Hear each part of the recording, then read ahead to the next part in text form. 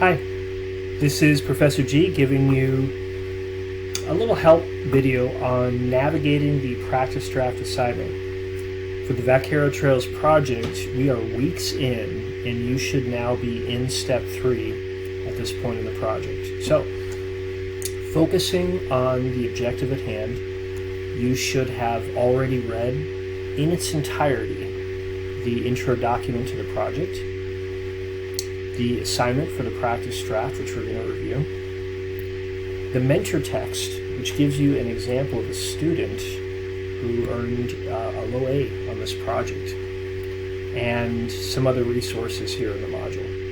For now, let's click into practice draft.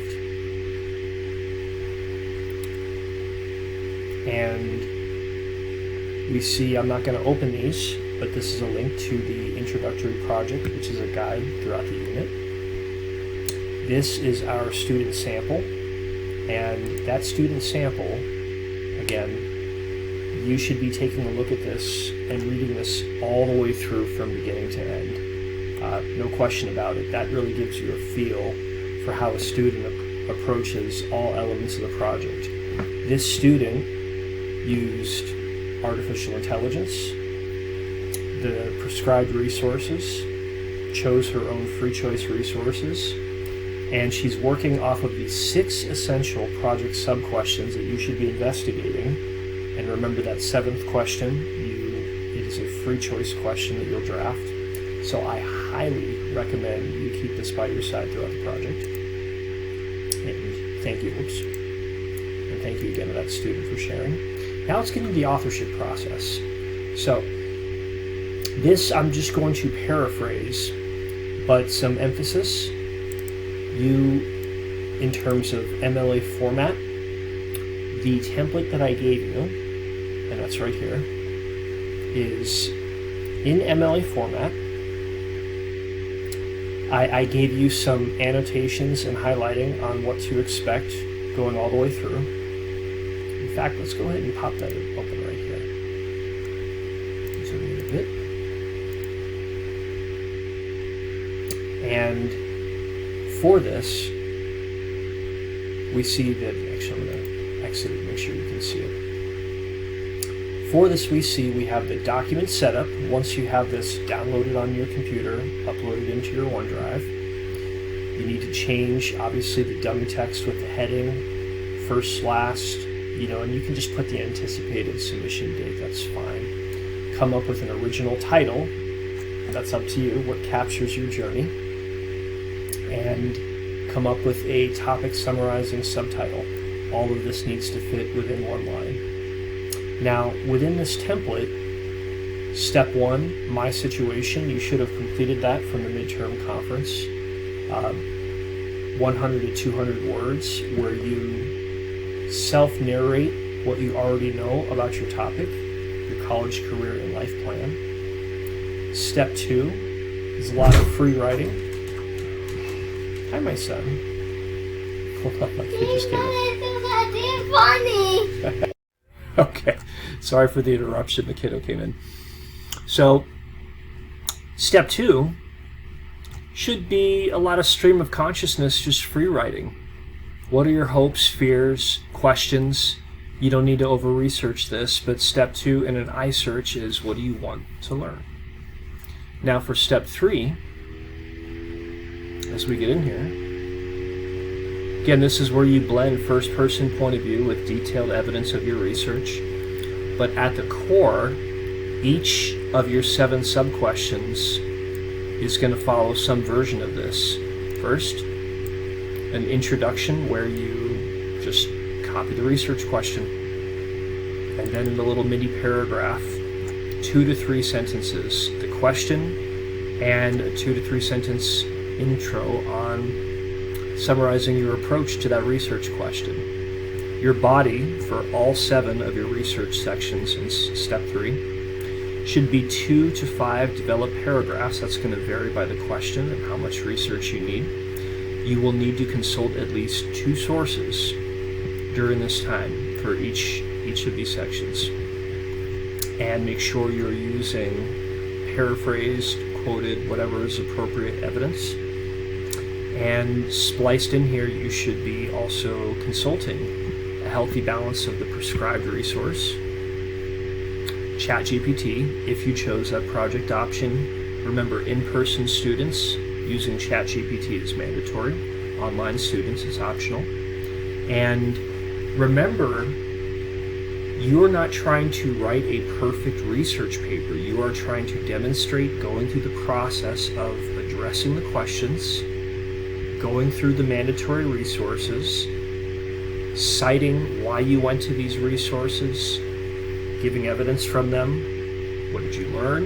What did you need to learn? Where did you go next and why?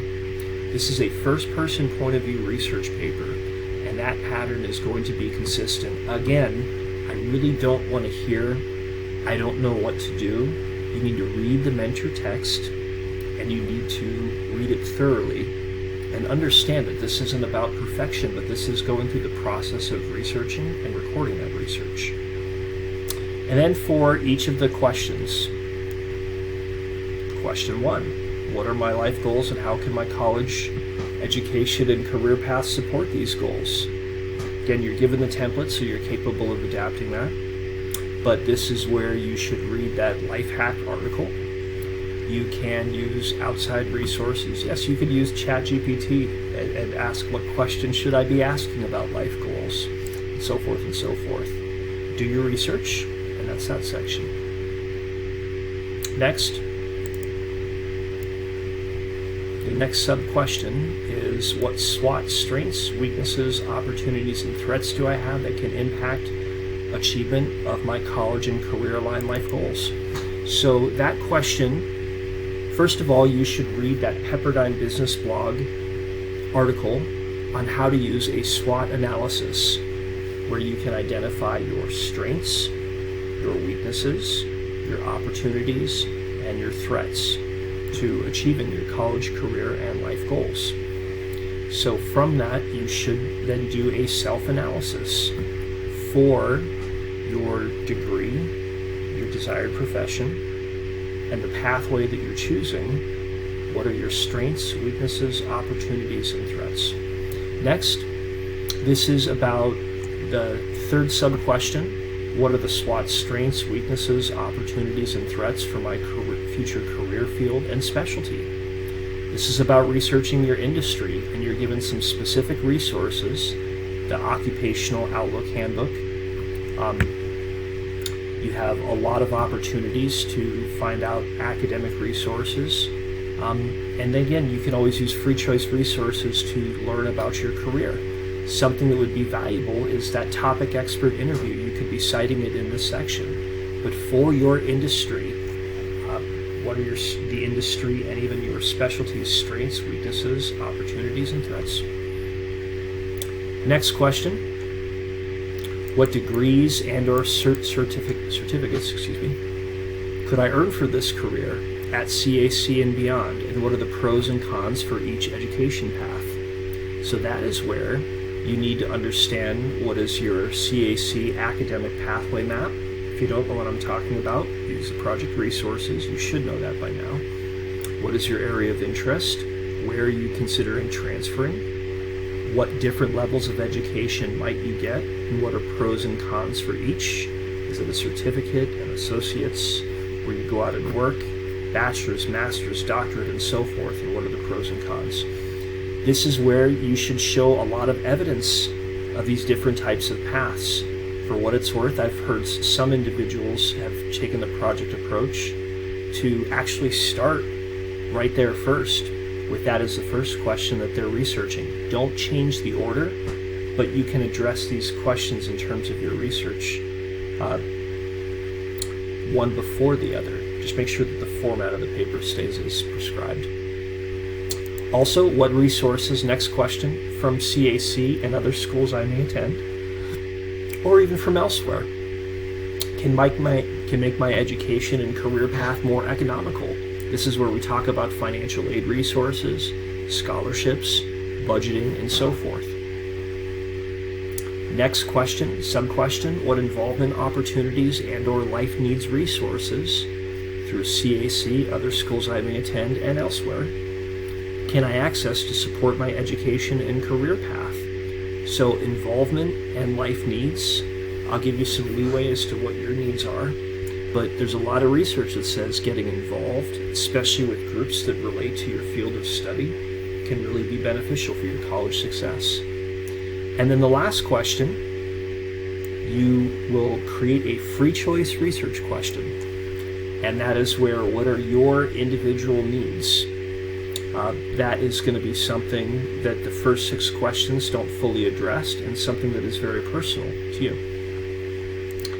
And for each of these sections, you go through the research and then conclude each section with a little reflection on what you've gained and what you need to know and where to go next.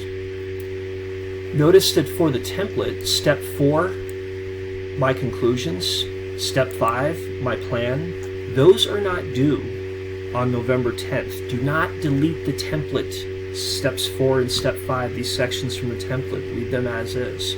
But we're not going to discuss those at this point. For now, what is due is step 1, step 2, and step 3. You should be somewhere close to about 2,000 words between steps 1, 2, and 3. And what is also due, and yes, for a grade, is your 15 resource works cited in MLA format.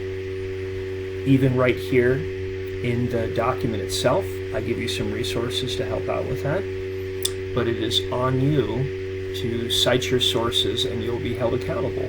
The idea is you conduct the research all the way through November 10th, and then after November 10th, once done with your research, and we'll start talking about conclusions and constructing that 5-year CAC life plan. So, further down in the assignment, I give you a little bit more discussion, summing up, but just a little bit more concise with detail, what my expectations are step by step. Here's what the questions are you'll be addressing. And here we have the hyperlinks all the way through that you need to use for this project. So you have them right here. There shouldn't be a whole lot of fishing around. When it comes to the free choice resources, that's really on you to find them. I find many students who are considering transfer options that those free choice resources will be fulfilled there. 15 is a minimum. Some may have up to 20, and that's up to you. You know what your research needs are. There's a little bit of help on Works Cited. This will be uploaded nothing other than a Microsoft Word document or as a PDF in MLA format according to standards. There are no exceptions to this. If you upload it and it is not in either of these 2 formats, I will not accept it. It'll be marked as a 0, and if you choose to resubmit, we'll discuss that if you have a fully done draft. But that said, I do not accept late work in the practice draft assignment or anything in the practice category. You need to understand that if you have been procrastinating in my course, and I had evidence to believe that there are some in that boat, this is the time to focus on my course, do the reading, and then come to me for help during conferences. I have also opened up for the next 3 weeks in November. I have opened up Sunday conferences from 12 to 1:30. I'm not required to do that, but to help you, the student. Some legitimately are working during office hours on Wednesdays or in school. So this is your opportunity to find a pocket of time, and I'm here to help you. So now it is upon you to be a college-level English student and get on this research. I hope the best comes out.